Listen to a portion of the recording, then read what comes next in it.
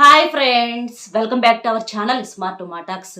కుంభరాశి వాళ్ళకి 8, 9, 10వ తేదీల్లో జరగబోయేది తెలిస్తే మీరు ఆశ్చర్యపోతారు, చాలా సంబరపడిపోతారు. ఎందుకు అనంటే నక్క తోక తొక్కినట్లుగా మీకు అదృష్టం అనేది పట్టబోతుంది. ఎన్నాళ్ళ నుంచో పట్టి పీడిస్తున్న దరిద్రం అనేది మీకు ఇప్పుడు విడిపోయి మీ జీవితంలోకి మంచిగా కలిసి రావడానికి అవకాశం అనేది ఉంటుందన్నమాట. కుంభరాశి వాళ్ళకి నిజంగా చెప్పాలంటే కుంభరాశి వాళ్ళను పొగుడుతున్నామని చెప్పేసి మీరు అనుకోవద్దండి పొరపాటును కూడా. ఎందుకు అనంటే ఎన్ని జన్మల అదృష్టం ఉంటేనో ఈ కుంభరాశిలో పుడతారనమాట. చాలా చాలా అదృష్టవంతులు ఈ కుంభరాశి వాళ్ళు. కుంభరాశి వాళ్ళని కలుసుబాటు రాశిగా కూడా చెప్పుకుంటారు. ఈ కుంభరాశి వాళ్ళు ఎక్కడన్నా తక్కువగా కానీ అంటే డబ్బులు లేకుండా ఇబ్బంది పడే వాళ్ళు చాలా తక్కువగా ఉంటారు. అంటే వాళ్ళకు కూడా మరీ అంత ఇదిగా ఏముండదు, దారుణంగా అయితే ఏముండదు, చాలా వరకు జరిగిపోయిద్ది అలా. కానీ ఎక్కువగా ఈ కుంభరాశి వాళ్ళకి ఏంటంటే ధనపరంగా బాగా కలిసి వస్తుంది. ఎప్పుడు కూడా వాళ్ళకి బాగుంటుంది. డబ్బు పరంగా వాళ్ళు చేసేటటువంటి పనులు కానీ వాళ్ళ యొక్క తెలివితేటలు కానీ ఇవన్నీ ఏంటంటే కలుసుబాటుగా ఉంటాయి అన్నమాట. డబ్బు ₹1 వచ్చేలాగుంటుంది అనమాట. అంటే ధనాకర్షణ అనేది డబ్బును బాగా ఆకర్షించేటటువంటి రాశిగా చెప్పుకోవచ్చు. 4 రకాలుగా వీళ్ళకి అంటే ఐడియాలు వస్తూ ఉంటాయి. బాగా తెలివిగా ఆలోచిస్తూ ఉంటారు. ఏది చేయాలి, కొత్తగా ఏదన్నా మొదలు పెట్టుకోవాలి, కొత్తగా ఏదన్నా సంపాదించుకోవాలి, ఒక తపన వాళ్ళకేంటంటే తపన మీద ఉంటారు. సంపాదించాలి సంపాదించాలి ఆశ అనేది ఎక్కువగా ఉంటుంది. రూపాయి కూడే కొంది ఏంటంటే ఆశ అనేది ఇంకా పెరుగుతూ ఉంటుంది అనమాట. వాళ్ళకు చూసే కొంది ₹1 చూసే కొంది ఇంకా ₹4 సంపాదించుకోవాలి, ఇంకా ₹4 ఇస్తే ఇంకా ₹10 సంపాదించాలి.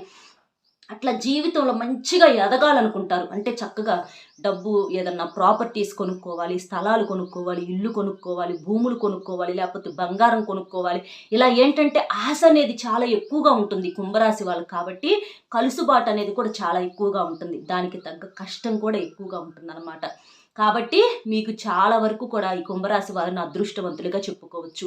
మీకున్నటువంటి ఏలినాటి శని ఎన్నాళ్ళ నుంచో కొన్ని సమస్యలతో, ఎంత కలుసుబాటుగా ఉన్న కొన్ని సమస్యలతో ఇబ్బంది పడుతున్నారు. ఆ శని అనేది మీకేంటంటే ఇప్పుడు నుంచి మీకు పోవటానికి అవకాశం అనేది ఉందన్నమాట.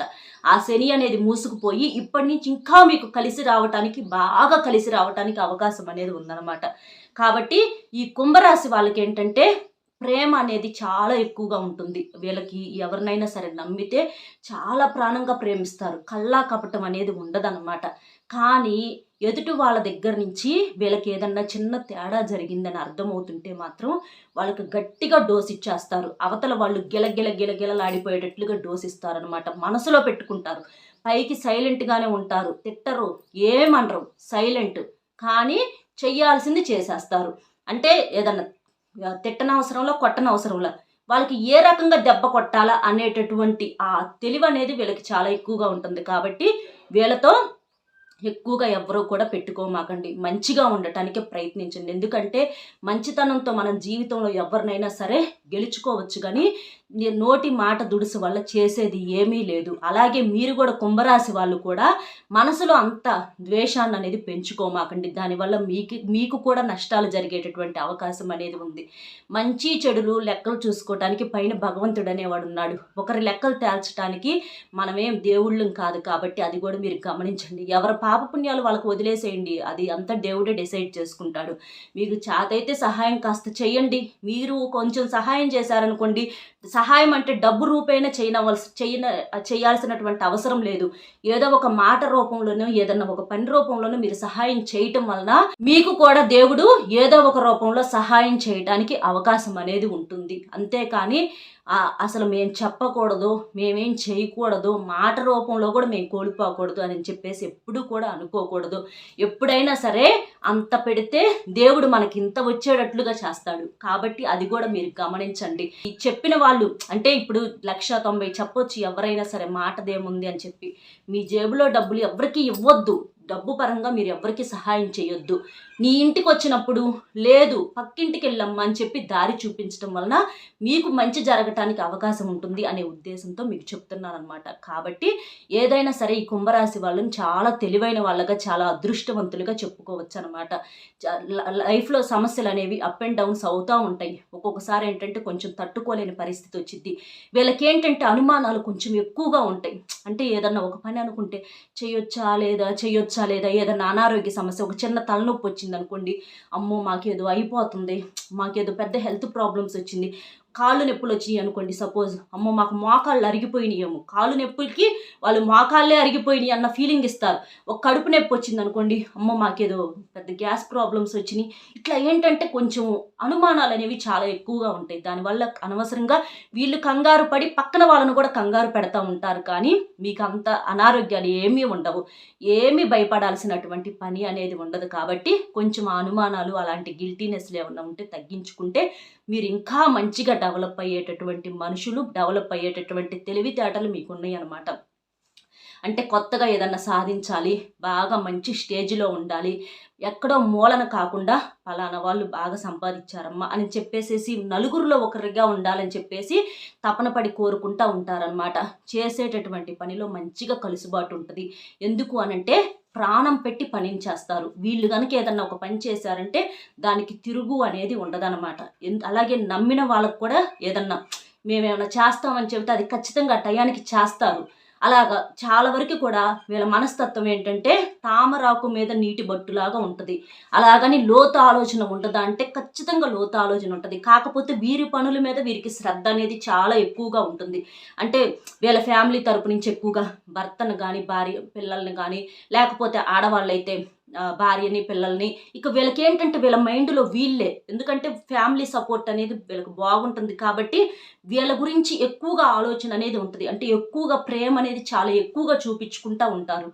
అలా చూపించినప్పుడు ఒక్కొక్కసారి కొంచెం కుటుంబంలో ఏదైనా చిన్న చితక మాట వచ్చినా కూడా ఏదైనా అనుకున్నా చేసుకున్నా కాసేపు తర్వాత మళ్ళీ దానివల్ల ఇంకా రెట్టింపు ప్రేమలు అనేవి పెరిగి కలిసిపోతూ ఉంటారు. కాకపోతే కొంచెం కోపాన్ని, మాట దుడుసుని తగ్గించుకోండి. మీకు ఇప్పుడు నుంచి డబ్బు పరంగా బాగుంది, మీకు అప్పులకు సంబంధించిన సమస్యలు ఏమన్నా ఉన్నా కూడా అవి కూడా తీరిపోయి ఇంకా మీరు ఒకరికి అప్పిచ్చేటటువంటి స్థాయికి ఎదుగుతారనమాట. ఏదన్నా ఒక ప్రాపర్టీస్ రూపంలో కొనుక్కోవటం కానీ, లేకపోతే ఉన్నవి బాగా మంచిగా రేట్లు రావటం కానీ, ఇప్పుడు ఒక 10 రూపాయలు పెట్టిన కాడ 100 రూపాయలు వస్తుందంటే మరి అది కలుసుబాటేగా. కాబట్టి కలుసుబాటు అనేది ఇప్పటి నుంచి మీకు మంచిగా ఉంటుందని చెప్పుకోవచ్చు అనమాట. అలాగే మీకేంటంటే ఇవి కొంచెం ఎదిగే టైంలో నరదిష్టి అనేది కూడా చాలా ఎక్కువగా ఉంటుంది. పట్టించుకోరు కానీ చాలా వరకు వీళ్ళు ఏంటంటే నమ్ముతారు, ఇలాంటివి నమ్ముతారు కానీ ఒక్కొక్కసారి ఏంటంటే పట్టి పట్టనట్లుగా ఉంటారనమాట. పనిలో బిజీ వల్ల కానీ ఏదన్నా కానీ నరదిష్టి అనేది చాలా ఎక్కువగా ఉంటుంది. ఆ నరదిష్టి వల్ల వీళ్ళకి అనారోగ్య సమస్యలు వచ్చేటటువంటి అవకాశం అనేది ఉంది. కాబట్టి మీరు కొంచెం ఆ నరదిష్టి అప్పుడప్పుడు కొంచెం దిష్టి తీసేసుకుంటూ ఉండాలి. కొంచెం రాళ్ళ ఉప్పుతో అవ్వచ్చు, లేకపోతే నల్ల ఆవాలతో, శనివారం నాడు నల్ల ఆవాలతో, లేకపోతే రాళ్ళ ఉప్పుతోటి ఇట్లా కోడిగుడ్డుతో కానీ ఇట్లా కొంచెం దిష్టి తీసేసుకోవటం వల్ల ఏంటంటే ఆ సమస్యలు అనేవి ఒక 5 రూపాయలు కోడిగుడ్డు తెచ్చుకొని దిష్టి తీసేసుకుంటే 5 రూపాయలతో చాలా వరకు పోయిద్ది మనకి. అలాంటివి మనం ఏంటంటే మన నమ్మకమే మనకు బలం అనమాట. అలాంటివి వెనకటోళ్ళందరూ ఇలాంటివి చేసుకొని వాళ్ళ జీవితంలో చాలా సమస్యల నుంచి తప్పించుకున్నారు. ఇలాంటి వాటి నుంచి కొంచెం తప్పించుకునేటటువంటి అవకాశం ఉంటుంది. దిష్టి ప్రభావం నుంచి మాత్రం ఖచ్చితంగా మీరు తప్పించుకోవాలి. అలాగే మీకు ఏదన్నా పని మీద బిజీగా పనికి బయటికి వెళ్ళినప్పుడు బైక్ మీద కానీ, కారుల్లో కానీ ఇట్లా రకరకాలుగా వెళ్తూ ఉంటారు. అలా వెళ్ళినప్పుడు కూడా కొంచెం నిదానంగా డ్రైవింగ్ చేయండి. బైక్ మీద వెళ్ళేటప్పుడు చాలా జాగ్రత్తగా ఉండాలి. ఎందుకు అనంటే మీరు శ్రద్ధగా డ్రైవింగ్ చేస్తున్న ఎదుటి వారిని ఎట్లా వస్తారో మనకు తెలియదు కాబట్టి ఖచ్చితంగా హెల్మెట్ పెట్టుకోండి. డ్రైవింగ్ కూడా చూసుకొని చెయ్యండి. ఒక స్పృహలో ఉండి ఏదో ఆలోచిస్తా డ్రైవింగ్ అనేది చెయ్యొద్దు. కారులో వెళ్ళే వాళ్ళు కూడా ఖచ్చితంగా సీట్ బెల్ట్ పెట్టుకోండి. ఇట్లా చిన్న సైకిల్ మీదైనా సరే, రోడ్డు దాటేటప్పుడైనా సరే అటు ఇటు చూసుకొని జాగ్రత్తగా రోడ్డు దాటండి. అంతేగాని ఏదో ఏమరపాటులో పరధ్యానంగా ఉండటం వల్ల చాలా రకాలైనటువంటి ప్రమాదాలు జరిగేటటువంటి అవకాశం అనేది ఉంది. తర్వాత వెనక్కి తిరిగి చూసుకున్నా కూడా ఎంత బాధపడినా కూడా చేసేది ఏమి లేదు. కాబట్టి కొంచెం జాగ్రత్తగా ఉండండి. 9ంటికి వెళ్ళాలనుకోండి, 6ంటికే లెగిసి రెడీ అయ్యి 8ంటికే బయలుదేరండి. అట్లా చేయటం వల్ల మీకేంటంటే టెన్షన్ అనేది తప్పుతుందనమాట. అలాగే ఈ చేసేటటువంటి పనుల్లో ఖచ్చితంగా అంటే మీకు ఇంకా ఏదన్నా కొత్త పనులు ఒప్పుకోవటం, అంటే మీరు చేసే పని ద్వారా ₹1 అట్లా ఇంకో పని ద్వారా ఇంకొక రూపాయి కొత్త ప్రాజెక్ట్స్ మీద సైన్ చేయటము, అట్లా డబ్బు పరంగా మాత్రం బాగా కలిసి వచ్చిద్ది. ఈ సమయంలోనే డబ్బును కూడా జాగ్రత్తగా సేవింగ్ చేసుకోవాలి. అవసరమైన కాడ వాడాలి, అవసరమైన వాళ్ళకి ఇవ్వాలి. నా అనుకున్న మనుషులకు సహాయం చేయటం వలన మీకు ఇంకా కలిసి వచ్చేటటువంటి అవకాశం అనేది ఉంది. మీకు ఇవ్వని వాళ్ళకి మీరు చెయ్యొద్దు. కానీ మీకు ఎవరైతే చెయ్యందిచ్చి ఉంటారో మీరు ఇవాళ రోజున ఈ స్టేజీలోకి రావటానికి మాట రూపేణ ఏదో ఒక రూపంలో సపోర్ట్ చేసిన వాళ్ళకు మాత్రం మీరు సహాయం చెయ్యాలి. చెయ్యకపోతే మాత్రం మరలా మీకు ఏదో ఒక రూపంలో ఇబ్బందులు వస్తాయి. కాబట్టి ప్రతీది కూడా అంత గట్టిగా పట్టుకోకూడదు. అలా పట్టుకోవటం వల్ల సమస్యలు అనేవి వస్తాయి అన్నమాట. పెద్దవాళ్ళని ఇబ్బంది పెట్టకూడదు. మీ ఇంట్లో కుటుంబంలో పెద్దవాళ్ళు కానీ ఎవరన్నా ఉంటే వాళ్ళకు కూడా సహాయం చెయ్యండి. వాళ్ళకి ఏమన్నా తినాలని అనిపించింది అనుకోండి, తెచ్చి పెట్టండి. ఏదన్నా ఒక స్వీట్ తినాలనిపించినా, లేకపోతే ఒక పండు తినాలనిపించినా, అయ్యా ఏమన్నా కావాలయ్యా అని చెప్పేసేసి మనల్నే కథ నోరు తెరిచి అడిగేది. వాళ్ళకు కొనిపెట్టడం వలన మా సొమ్ము నష్టమైపోతుందని చెప్పేసి అలా ఎప్పుడు కూడా అనుకోకూడదు. ఎందుకంటే మన పిల్లలు రేపు ఇవి చూసే నేర్చుకుంటారు. దాన్ని బట్టి మనల్ని కూడా మాట్లాడతారనమాట. కాబట్టి ఎప్పుడైనా సరే వాళ్ళు ఏది చేసినా వాళ్ళ తప్పు లేదని చెప్పాను కదా, పైన పాప పుణ్యాలు దేవుడు డిసైడ్ చేస్తాడు. మనం మీరు అట్లా చేశారు ఎట్లా చేశారు వద్దు, మనకు అసలు అవసరమే లేదు. వాళ్ళ పరిస్థితులు ఏందో మనకు తెలియదు. కాబట్టి ఏమీ మీరు పట్టించుకోకుండా మీరు చెయ్యాల్సింది మీరు చెయ్యండి. అలాగే ఎవరిని కూడా అతిగా నమ్మవద్దు. ప్రతీది కూడా షేర్ చేసుకోవద్దు. ఫ్రెండ్స్ అని అదని ఇదని పర్సనల్ విషయాలు ఏంటంటే నమ్మకంతో చెబుతారు. ఇట్లా అంటే మేము ఎవరినన్నా ప్రేమించామనో, లేకపోతే మా పెళ్ళికి ముందర ఇట్లా జరిగింది, వాళ్ళని ప్రేమించాము, ఇట్లా మోసపోయాము, ఇలా చెప్పొద్దు ఎవరికి. చెప్పటం వల్ల ఏంటంటే వినేటప్పుడు సైలెంట్గా విన్నా, అవకాశం వచ్చినప్పుడు ఏదన్నా మీ ఇద్దరి మధ్య ఒక ఘర్షణ జరిగిందనుకోండి, అలాంటప్పుడు ఏంటంటే అలాంటి మాటలు ఇప్పుడు రక్త సంబంధికులు వాళ్ళు వీళ్ళంటే తిట్టుకున్నా కొట్టుకున్నా వీళ్ళు గుట్టుగా పెడతారు. కానీ బయట ఫ్రెండ్స్ని నమ్మి చెబితే వాళ్ళకి నిన్ను గుట్టుగా పెట్టాల్సినటువంటి అవసరం అనేది లేదు. కాబట్టి అందుకే అంటారు, ఎన్ని అనుకున్నా ఎన్ని చేసుకున్నా రక్త సంబంధికులు అంటే బ్లడ్ రిలేషన్ల మధ్య ఒక శ్రద్ధ అనేది ఉంటుంది. వాళ్ళు మన మంచి కోరుకోకపోయినా చెడు మాత్రం అయితే కోరుకోరు. కాబట్టి ఎవరికి చెప్పాలో వాళ్ళకే చెప్పండి. అంతేగాని ప్రతి ఒక్కరికి చెప్పొద్దు. చెబితే మీ కుటుంబంలో లేనిపోని సమస్యలు వచ్చేటటువంటి అవకాశం అనేది ఉందన్నమాట. కాబట్టి చిన్న చిన్న ఇలాంటివి కూడా మీరు సరి చేసుకోండి. ఎక్కువగా ఎవరితో ఫోన్లో మాట్లాడొద్దు. అలాగే ఎవరితో మీరు చేసే పని కాడ కూడా ఎక్కువగా మాట్లాడవద్దు. మీ పని మీరు చేసుకుంటా వెళ్ళిపోండి. డబ్బు విషయంలో గబక్కన ఎవరికి చేజారవద్దు. చేజారితే బిడ్డనిచ్చి పగ సొమ్మిచ్చి పగ అన్నట్లుగా లేనిపోని పగలు తెచ్చుకోవాల్సి వచ్చింది. ఎందుకంటే ఇస్తే తీసుకుంటారు బాగానే, అడిగితే మాత్రం విపరీతమైన కోపం జనానికి. కాబట్టి ఎవరిని కూడా మీరు డబ్బులు మీకు సహాయం చేసిన వాళ్ళకి ఇవ్వండి, అంతేగాని అందరికీ కూడా ఇవ్వద్దు. ఇవ్వటం వల్ల సమస్యలు అనేవి వస్తాయి అన్నమాట. అలాగే ఇద్దరు మనుషుల మధ్య మీరు దేనికి నమ్మకంగా ఒప్పందాలు ఉండమాకండి. ఎందుకు అని అంటే ఇప్పుడు ఇద్దరు గొడవాడుకుంటున్నారు, ఈ మనిషిని వద్దంటే ఈ మనిషికి కోపం, ఈ మనిషిని వద్దంటే ఈ మనిషికి కోపం. అప్పుడు వీళ్ళిద్దరి మధ్య మీరు బ్యాడ్ అయిపోతారు. కాబట్టి ఇద్దరు వ్యక్తుల మధ్య మీరు మంచి కానీ చెడు కానీ ఏది చెప్పొద్దు. మీరు మంచి చెప్పినా మంచిలో కూడా చెడు వెతుకుతారు. కాబట్టి మీ పని మీరు చేసుకుంటా సైలెంట్గా వెళ్ళిపోండి. వాళ్ళే కాసేపు అరుచుకొని వాళ్ళే కాసేపు సైలెంట్గా ఉంటారు. భార్యాభర్తలను ఒకరికొకరు గౌరవించుకోండి. ఈ మధ్య మీ కుటుంబంలో ప్రేమానురాగాలు కూడా బాగా పెరిగినాయి.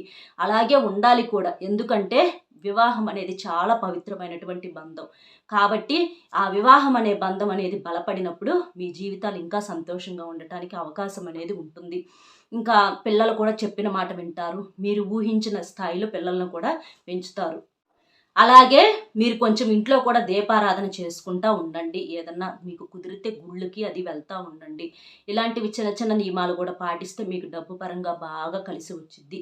దీపారాధన కూడా ఖచ్చితంగా చేయండి. దీపారాధన చేసినప్పుడు దీపారాధనలో కొంచెం రాళ్ళ ఉప్పు పొలుకును వేయటం వలన దీపారాధనలో శనివారం పూట మీకు అప్పులకు సంబంధించిన సమస్యలు కానీ ఏదన్నా డబ్బుకు సంబంధించి ఇంకా ఏదన్నా కోర్టు సమస్యలు కానీ అలాంటివి ఏదన్నా పెండింగ్లో ఆస్తులు కానీ ఏమన్నా రావాల్సి ఉంటే అవి కూడా తగ్గిపోతాయి అన్నమాట. మీకు కలిసి వచ్చింది. ఆ దోషం అనేది పోయి కొంచెం ఉప్పు వేసి ఒక చిన్న రాళ్ళ ఉప్పు పొలుకు ఉంటుంది కదా, అది వేసేసేయండి. అట్లా చేయటం వల్ల బాగుంటుంది. సంతానం లేని వాళ్ళకి సంతానం కలిగిద్ది. వివాహం ఆలస్యం అయ్యే వరకు కూడా ఖచ్చితంగా వివాహం జరిగిద్ది. మీరు దేనికి కంగారు పడవద్దు. రాజకీయ నాయకులకి బాగుంది, అలాగే ప్రేమికులకి బాగుంది, విద్యార్థులకు కూడా బ్రహ్మాండంగా ఉంది. మీరు ఊహించిన స్థాయిలో మంచి మార్కులు సంపాదించుకునేటటువంటి అవకాశం అనేది ఉంది. అర్థమైంది కదా.